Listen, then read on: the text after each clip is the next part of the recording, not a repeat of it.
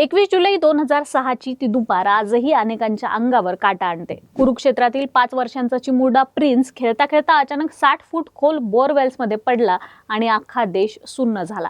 देशात त्या काळात लाईव्ह न्यूज चॅनल्स नव्यानेच उदयास आलेले होते। भारताच्या इतिहासात पहिल्यांदाच एखादी बचाव मोहीम टीव्हीवर 50 तास सलग लाईव्ह दाखवली जात होती। हे देशातलं पहिलं असं लाईव्ह कव्हरेज होतं ज्याने कोट्यावधी लोकांना टीव्ही स्क्रीनला अक्षरशः खिळवून ठेवलं होतं। लोक जेवण खाण विसरून फक्त प्रिन्स सुखरूप बाहेर येण्याची वाट पाहत होते। गल्लीपासून ते दिल्लीपर्यंत, मंदिर असू द्या, मस्जिद असू द्या, प्रत्येक ठिकाणी फक्त आणि फक्त त्या चिमुरड्यासाठी प्रार्थना सुरू होत्या। जेव्हा सर्व मार्ग बंद झाले तेव्हा भारतीय सैन्य मदतीला धावून आलं।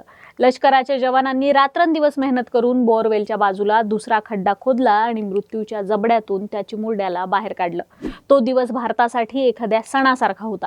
पण 50 तास मृत्यूशी लढणारा तो छोटा प्रिन्स आता नक्की कुठे आहे आणि कसा दिसतो, तर तो आज 5 वर्षांचा मुलगा 24 वर्षांचा एक धिप्पाड तरुण झालाय।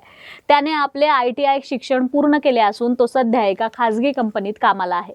अलीकडेच त्याचे काही फोटो सोशल मीडियावर व्हायरल झालेत, ज्यात तो खूपच बदललेला दिसतोय। काळाच्या ओघात तो छोटा प्रिन्स आता एक जबाबदार तरुण बनला असून आपल्या कुटुंबासोबत कुरुक्षेत्रात आनंदाने राहतोय। तो सध्या कसा दिसतो हे तुम्ही स्क्रीनवर पाहू शकता।